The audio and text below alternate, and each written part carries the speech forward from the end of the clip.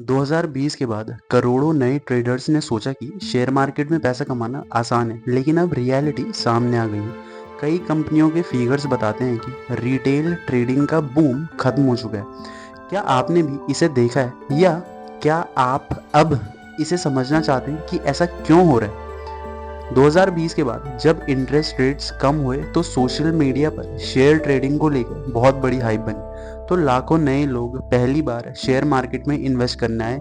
ये लोग मेन रूप से ट्रेडिंग प्लेटफॉर्म्स पर आए, लेकिन जब मार्केट साइडवेज होने लगा और स्पीड नहीं रही तो इन नए इन्वेस्टर्स का एक्साइटमेंट धीरे धीरे कम हो गया। As a result trading platform पर एक्टिव यूजर्स और उनके रेवेन्यू में बहुत बड़ी गिरावट आई। ट्रेडिंग प्लेटफॉर्म एंजल वन का नेट प्रॉफिट 74% तक गिर गया और ग्रो ने 2,50,000 से ज़्यादा एक्टिव यूजर्स खो दिए। इस उथल पुथल ने कई नए इन्वेस्टर्स को एक इम्पॉर्टेंट लेसन दिया। जल्दी कमाई करने का सपना हमेशा सच नहीं होता। कई रिटेल ट्रेडर्स ट्रेडिंग को आसान पैसा समझते थे, यानी वो सोचते थे कि अगर हम ट्रेडिंग शुरू कर देंगे तो पैसा बस अपने आप आने लगेगा, वो भी आसानी से। लेकिन रियलिटी में ट्रेडिंग स्किल, पेशेंस और इमोशनल कंट्रोल का खेल है। जब लोगों को लगातार नुकसान होने लगा और हाई रिस्क ट्रेड्स करने में थकान यानी फटीग महसूस होने लगा, तब ये सच्चाई सामने आई। मान लो राहुल ने सोचा कि शेयर मार्केट में जल्दी पैसा कमाया जा सकता है। उसने बिना रिसर्च के कई रिस्की स्टॉक में इन्वेस्ट किया। शुरू में उसे थोड़े प्रॉफिट हुए, लेकिन जल्दी ही उसने कई ट्रेड खो दिए। धीरे धीरे वो मेंटल रूप से थक गया और उसे एहसास हुआ कि ट्रेडिंग का मतलब सिर्फ लक या आसान पैसा बनाने का नहीं है, बल्कि इसमें सिस्टम, स्ट्रेटजी, पेशेंस और अपने इमोशंस पर कंट्रोल होना जरूरी है। इस घटना को रियलिटी चेक फॉर ट्रेडर्स कहा जाता है, यानी रियलिटी का सामना करना। यही वो कारण है कि जहां मार्केट का स्ट्रक्चर और रेगुलेटरी फ्रेमवर्क की इंपॉर्टेंस समझ में आती है। फ्यूचर एंड ऑप्शंस यानी FNO ट्रेडिंग में ट्रेडर्स छोटे पैसे से बड़ी पोजीशन ले सकते हैं। इसका मतलब यह है कि अगर आपके पास 10,000 है तो आप 1 लाख की पोजीशन में भी खेल सकते हो। इसे ही लेवरेज कहा जाता है। बहुत लोग बिना रिस्क समझे केवल प्रॉफिट के लालच में ज्यादा लेवरेज का इस्तेमाल करते हैं। इससे अचानक मार्केट गिरने पे उन्हें बड़ा नुकसान हो सकता है, जो सिस्टमिक रिस्क भी पैदा कर सकता है। मान लो राम ने 10,000 से FNO में 1 लाख की पोजीशन ली। अगर मार्केट 10% गिरा तो राम का नुकसान 10,000 हो गया, यानी पूरी इन्वेस्टमेंट खत्म। और अगर बहुत सारे ट्रेडर्स ऐसा करते हैं तो मार्केट में भारी अनस्टेबिलिटी पैदा हो सकती है। इसीलिए इसे रोकने और सेफ बनाने के लिए सेबी ने कुछ रूल्स बनाए हैं। पहला, मिनिमम इन्वेस्टमेंट थ्रेशोल्ड बढ़ाना। अब बड़ी पोजीशंस में खेलने के लिए ज़्यादा पैसों की ज़रूरत होगी, यानी आप कम पैसों में बड़ी पोजीशंस नहीं खोल सकते। सेबी ने बहुत छोटे टाइम होने वाले कॉन्ट्रैक्ट्स को बंद किया है ताकि ज़्यादा स्पेकुलेशन ना हो, और साथ ही साथ आपको ट्रेड करने के लिए अपने अकाउंट में ज़्यादा पैसे रखने होंगे। और ट्रेडर्स को अपने पोटेंशियल लॉस के बारे में साफ साफ जानकारी देना कंपलसरी है। अगर पहले कोई सिर्फ 5,000 से 50,000 की पोजीशन ले सकता था, अब उसे अपने अकाउंट में 10,000 रखने पड़ेंगे। इससे बिना समझे लोग इतनी बड़ी पोजीशन नहीं ले पाएंगे और मार्केट सेफ रहेगा। इस तरह सेबी के नियम न सिर्फ इंडिविजुअल ट्रेडर्स को अपने नुकसान से बचाते हैं, बल्कि पूरे मार्केट में अचानक होने वाले बड़े झटकों को रोकने में भी मदद करते हैं। सिस्टमिक रिस्क तब होता है जब मार्केट में बहुत सारे इन्वेस्टर्स या ट्रेडर एक ही स्टॉक या इंडेक्स में हैवी बेट लगाते हैं। ऐसे में अगर मार्केट थोड़ा भी नेगेटिव मूवमेंट करता है तो ये छोटे छोटे नुकसान से बड़े क्रैश में बदल सकता है। इसीलिए सिर्फ वही इन्वेस्टर नुकसान में नहीं आते, बल्कि म्यूचुअल फंड, पेंशन फंड और लॉन्ग टर्म इन्वेस्टर भी अफेक्ट हो जाते हैं। मान लो बहुत सारे ट्रेडर निफ्टी और बैंक निफ्टी ऑप्शन में बहुत ज़्यादा पैसा लगा देते हैं।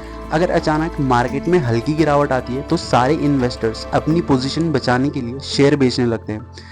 इस बड़ी सेलिंग के कारण से मार्केट और भी तेजी से गिरता है। एज अ रिजल्ट न सिर्फ ट्रेडर बल्कि म्यूचुअल फंड और पेंशन फंड जैसे बड़े इन्वेस्टर भी नुकसान में आ जाते हैं। इसमें सेबी का रोल ये है कि वो इस रिस्क को कंट्रोल करने के लिए नियम बनाता है, ताकि बहुत ज़्यादा कॉन्ट्रैक्शन यानी एक ही जगह पर बहुत सारा पैसा लगाना ऐसी सिचुएशन ना हो। इससे मार्केट स्टेबल रहता है और बड़े इन्वेस्टर्स सेफ रहते हैं। इस तरह के सिस्टमिक रिस्क और अचानक मार्केट मूवमेंट सिर्फ इन्वेस्टर को ही नहीं बल्कि पूरे ट्रेडिंग इकोसिस्टम पर भी असर डालते हैं। यही कारण है कि ब्रोकरेज इंडस्ट्री को भी अपने बिजनेस मॉडल पर नए सिरे से विचार करना पड़ता है। जब ट्रेडिंग वॉल्यूम लगभग 70% घट गया तो इसका सीधा असर ब्रोकरेज कंपनियों पर पड़ा। पहले ये कंपनियां ज़्यादा ट्रेडिंग करने पर कमाई करती थी, जैसे हर ट्रेड पर कमीशन।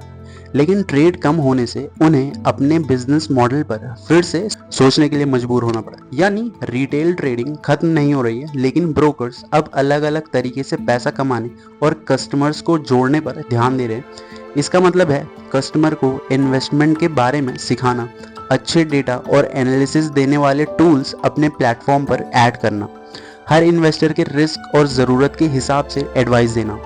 मान लीजिए कि XYZ ब्रोकिंग कंपनी पहले अपने प्रॉफिट का 80% ट्रेडिंग कमीशन से कमाती थी। जब ट्रेडिंग वॉल्यूम 70% गिर गया तो उनकी इनकम भी आधी हो गई। अब उन्होंने अपने ऐप में इन्वेस्टर्स के लिए online course, market research tool और इंडिविजुअल एडवाइस देना शुरू कर दिया है। इससे इन्वेस्टर ज़्यादा समझदारी से इन्वेस्ट करेंगे और लॉन्ग ड्यूरेशन में ब्रोकिंग कंपनी भी फायदा कमाएगी। इस बदलाव ने ब्रोकरेज कंपनियों को सिर्फ अपनी इनकम बढ़ाने तक सीमित रहने के बजाय इन्वेस्टर की समझ और उनके इन्वेस्टमेंट डिसीजन को और अच्छा करने के लिए इंस्पायर किया। नई इकोनॉमिक एंड इन्वेस्टमेंट कंडीशन अब तेज प्रॉफिट वाले स्पेकुलेशन के बजाय लंबे टाइम तक सोच समझकर स्ट्रेटेजिक इन्वेस्टिंग को प्रमोट कर रही है। आज के टाइम में रिटेल इन्वेस्टर को म्यूचुअल फंड, इंश्योरेंस और वेल्थ मैनेजमेंट प्रोडक्ट्स जैसे सेफ और समझदारी वाले ऑप्शंस के लिए मार्गदर्शन किया जा रहा है। इसका मतलब ये है कि लोग जल्दी से प्रॉफिट बनाना है ये सोचकर रिस्क ना लें, बल्कि अपना फाइनेंशियल नॉलेज बढ़ाएं और स्मार्ट तरीके से इन्वेस्टमेंट करें। अगर कोई बंदा शेयर मार्केट में सिर्फ सुने समझे टिप्स बेसिस पर 1 लाख इन्वेस्ट करता है और जल्दी प्रॉफिट बनाना चाहता है तो रिस्क बहुत ज़्यादा है।